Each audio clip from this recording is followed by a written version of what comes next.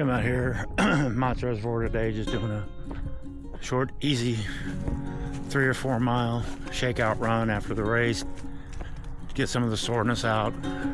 So this is my race report, recap of how the Freight Train 100K went this past weekend. Went fairly well, but I'll discuss more of that later. Right now, I'm just gonna do easy runs and see how it feels. So check back later.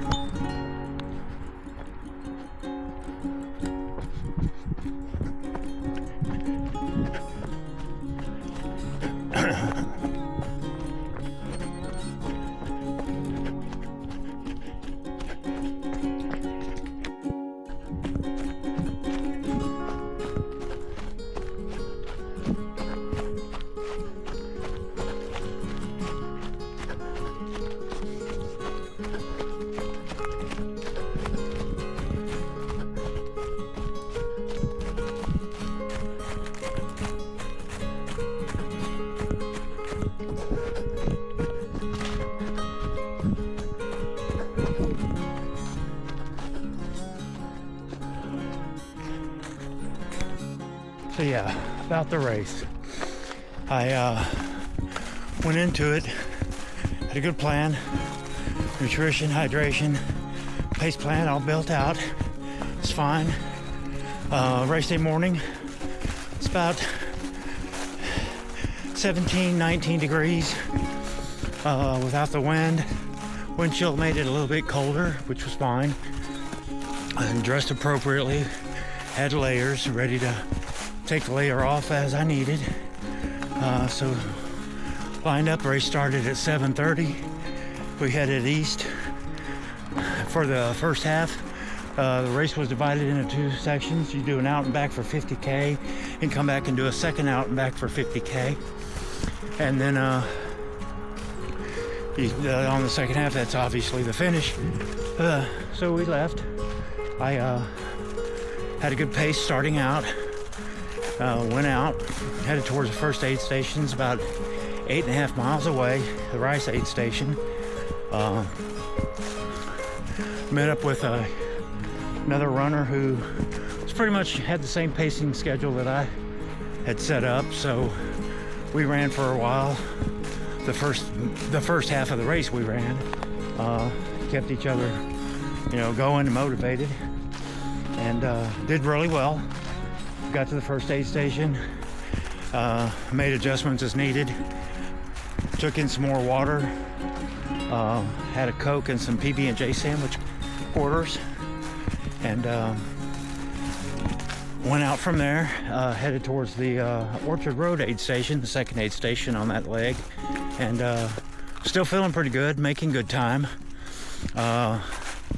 Didn't really check my pace a lot, probably should have, because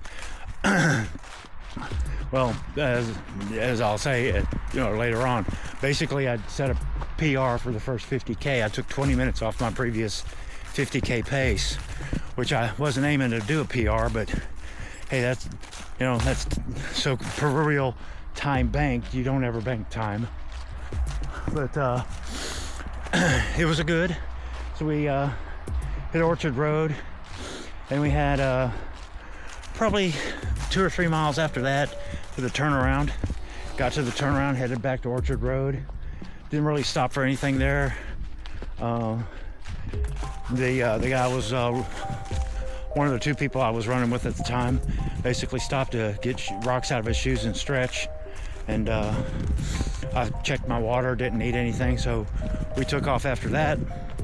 Headed back to Rice, which is about 6.5, 7 miles down. It's like 6 miles. So we headed down there, got to Rice, refilled with water, had some Coke, needed some ibuprofen because my back had a little hitch at the time and wanted to avoid that at all costs later on.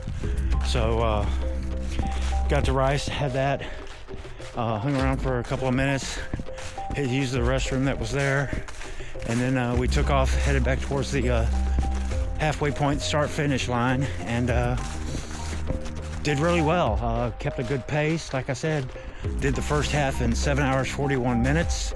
The race had an 18-hour cutoff. It warmed up quite a bit.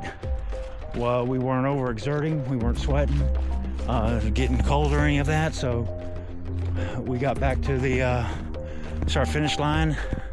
My wife was there waiting for me, so went across the timing mat, headed back to make whatever changes that I needed, resupply, restock, get dry shirts on, get a better jacket because I knew I was going into the night, grab my headlamps, extra batteries for it, and took off. So all right, I'm gonna do a little bit more running here and I will check back in with you in a little while.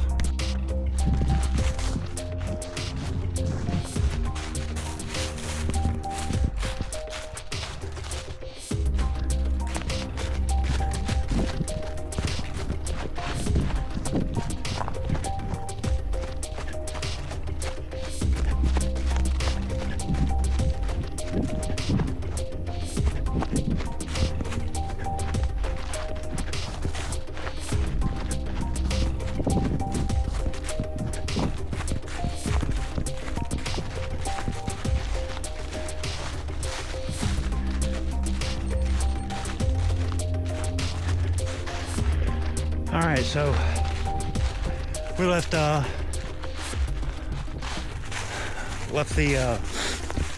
for the second half of the race, headed out to an aid station called Tugel, which is 5.5 miles from the start finish line, and it's the first aid station that you come to on the second part, and was doing well. Still had a decent pace.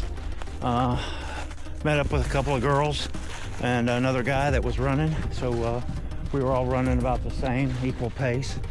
Nothing fancy, nothing hard. Just looking for a finish, really. And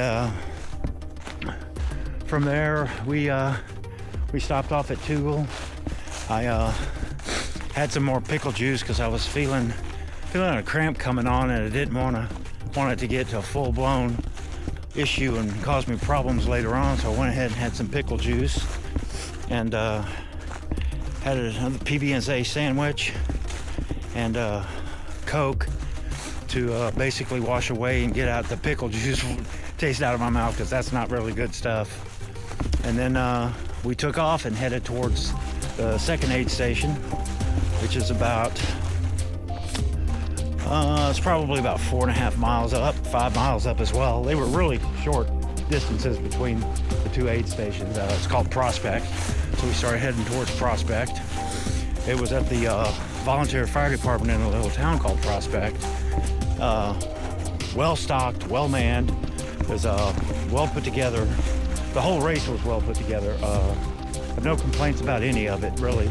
The race director, Dan, I don't know his last name, but Dan, who put it together, this is his 5th year running it, and it's a phenomenal event. I mean, I highly recommend it for rail trail based race. It was phenomenal. Anyway, so we got to Prospect. That's where we took a little bit extra bit of time to I guess resupply, restock, and take a little break before we headed out to the turnaround point. So we got all organized. Couple of the people we were with, out of the group of four or five people we were with, they took off and hung around a little bit till one of the girls that we were running together, and just stuck with her for the rest of the trip. I am at the end of the trail. Here's the reservoir on this gloomy day, as you can see.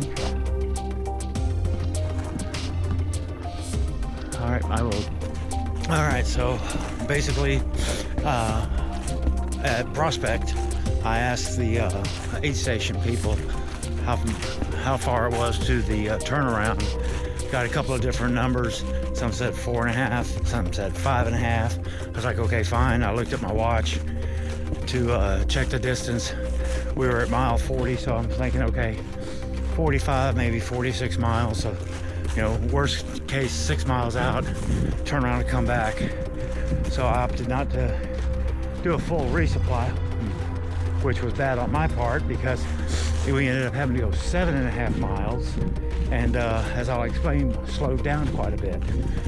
So me and the other person that were staying together took off, headed out, and got a couple of miles down right before probably 2 miles before what's called the Elam crew access point. Not an aid station, just where a crew could set up if you had crew with you and help supply you or get you stuff or whatever. So a couple of miles before that, we came up on one of the girls that was in our party before. She had slowed down to a walk, so we stopped to walk with her a bit, and the other two with me were ready to go. So I told them to go ahead, and I just walk with OM and to keep her company because it was dark, and you know, more than one headlamp would be good. So I had a couple with me and she had hers, so we just kept walking, talking. She was starting to hit the struggle bus, coming up onto the pain cave. So I stayed with her to help motivate and keep her, you know, moving forward. Come to find out, this was her first 100K, second race overall, first 100K. So I wasn't about to let her, you know, leave her and let her potentially do a DNF on this for this race.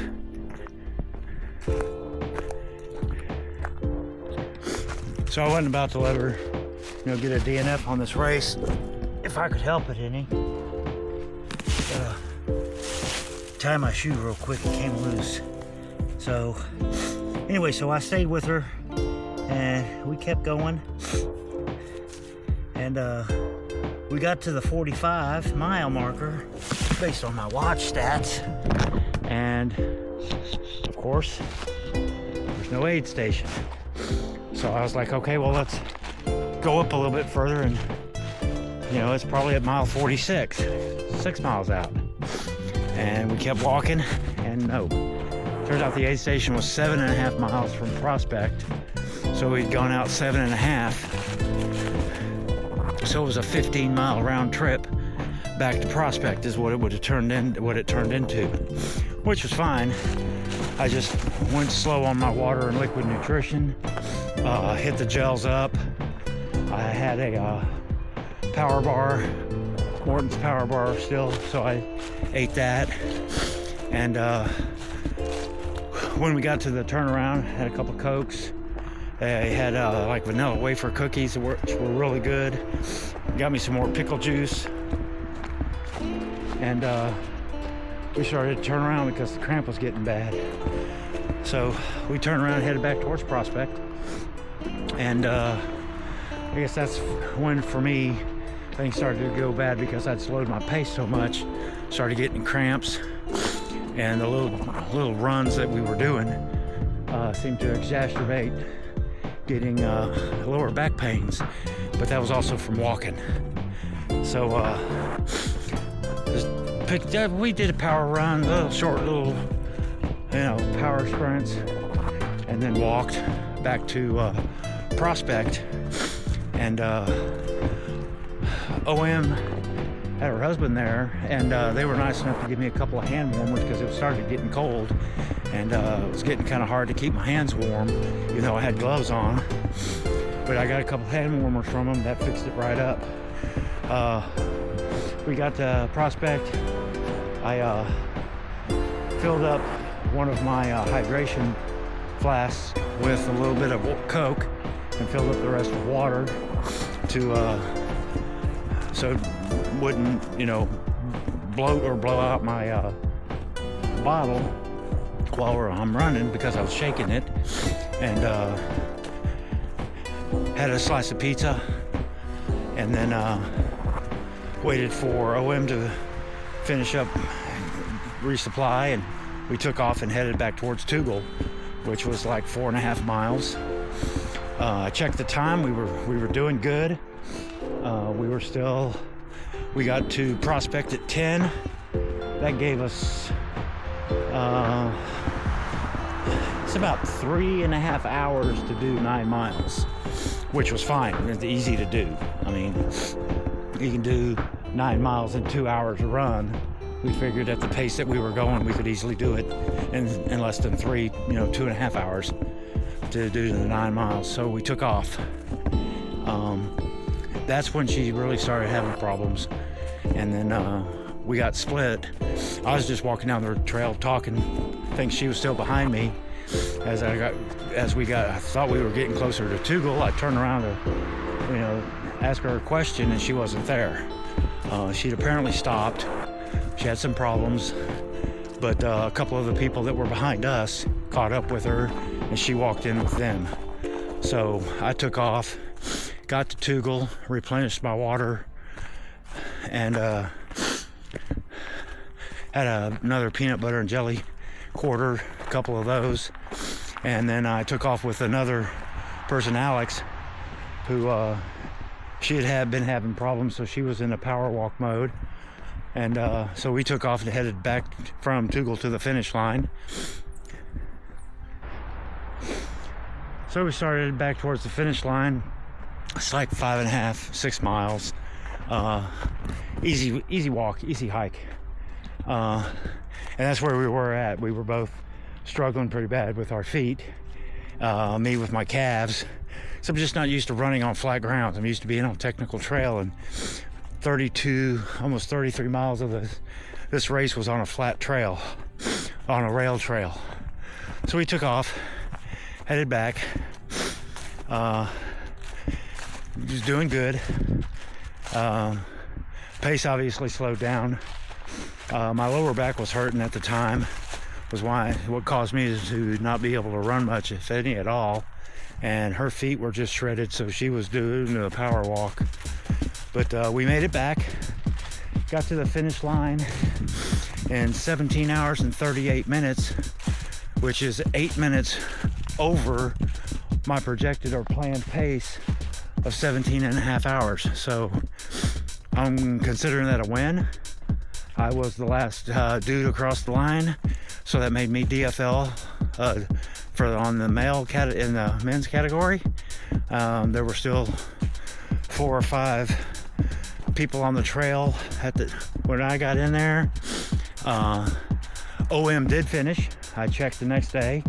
I was going to hang around and wait for her, but I was pretty tore up. My back was hurting. My feet were hurting because they had developed some pretty good blisters on them. So I went in and got my awards, grabbed me something to drink, a snack, and we took off. We got in the car, and my wife drove us back to the hotel. I hobbled up to the hotel looking like an old man who'd just been beat, and that was it. I was done. So it went well, but like I said, I checked in the next day in the race results and saw that OM had finished. She came in almost 20 minutes, just under 20 minutes after I did. She got her finish, which that's what I was waiting on, what I was hoping for. So, all right, I'm gonna put the camera away for a while, do some running. I will check back in when all right, lessons learned for the Freight Train 100K. Strategy and planning is key. I put together a decent strategy. I did a best case and a worst case, and I took the middle ground. What I mean by that is, when I first did the pace plan and a strategy, I was looking at a 16-hour finish. So 2.5 hours or 2 hours before a cutoff. And then I looked at a cutoff of right at 18 hours. What I came up with after that was 17.5 hour finish. I would have done probably a 17-hour, 16-hour, 45-minute finish. But as I said, I slowed my pace down, changed my plan to help a fellow runner complete her first 100K. This wasn't my first 100K. So I wanted to, you know, help her out, make sure she made it through, which she did. Second, hydration, nutrition, no joke. You got to keep up with that. Eat when you know, set it up 25 minutes, every 30 minutes, every 45 minutes, whatever your body's telling you. Eat and drink. Don't gulp the water while you're, you know, between aid stations. Drink it, sip it. Just stay hydrated. Keep your nutrition up, because you're going to need those calories. Eat as much as you can at aid stations to make up for any, you know, caloric deficit that you have between aid stations. That was a key for me. That's what kept me going for the first half and most of the second half. If I hadn't kept it up, I probably would have ended up DNF or coming in way later than I wanted to, or way later than I did. 17 and 38 finish is not bad. It's still a finish. There was a lot of people who dropped. So, lessons learned: strategy, pacing, hydration, nutrition. The other thing is even though you build a plan, try to run to what your body's telling you. You know, don't overexert yourself. If you're feeling that you're burning out quick, slow it down. Do short run-walk sessions. Try not to walk very much, because that can tend to cause problems later on down the line and on into the race, because if you walk too much, your muscles will start getting sore and causing you problems to where you won't be able to run even if you wanted to. That's key. Always know that there's always going to be a discrepancy in distances between aid stations. So if they say it's 5.5, don't take that as gospel. It may be 6, it may be 6.5 miles. It all depends on how the GPS was logged, how the track was built, and you know, if you've walked off to go to the bathroom or walked around a lot at the aid stations. All that time builds up, so always adjust. Be ready to adjust your pace and the distance between aid stations. Make sure you're dressed appropriately. If it's summertime, make sure you got, you know, the right gear for running in summer. If you know you're going to be running at night, make sure, very key factor, make sure you got extra batteries for your headlamps, and make sure you got a headlamp, because it gets dark out there real quick. Let's see, what else can I say? It was a great race once again, well put together.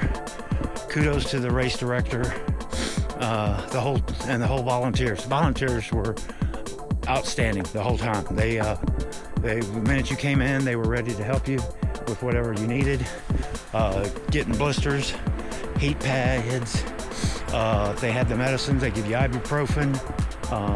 They get you what you needed to drink or eat. They made fresh hot broth at a couple of the aid stations, so had some good chicken broth, which was good, easy going down, and it helped replenish some of the salt, some of the electrolytes. So that's basically it. You stick to a plan, make it variable, and just, you know, run to your ability, and go have fun. These things are awful fun. I mean, it sounds bad, it sounds weird, but you're out there running. Not a lot of people do it, but you're out there in the middle of the woods. You're running at night. You look, you know, if you have doubts about it, stop on the trail sometime, shut your light off and look up. The amount of stars you see, because there's literally no light pollution, makes that worth it all the more. But anyway, that's all I have to say for this race. I've got another race in 9 weeks that I will start prepping for later this week, maybe over the weekend. I'll start ramping up my mileage and volume again before taper week for that. It'll be the Cabin Fever 50K over in the New River Gorge of West Virginia, and it's point-to-point 50K. It should be fun. It looks fun on the map. The elevation profile looks fun. Still be about 5,000 to 6,000 feet of total vert, so that should be it. Anyway, until next time, signing out.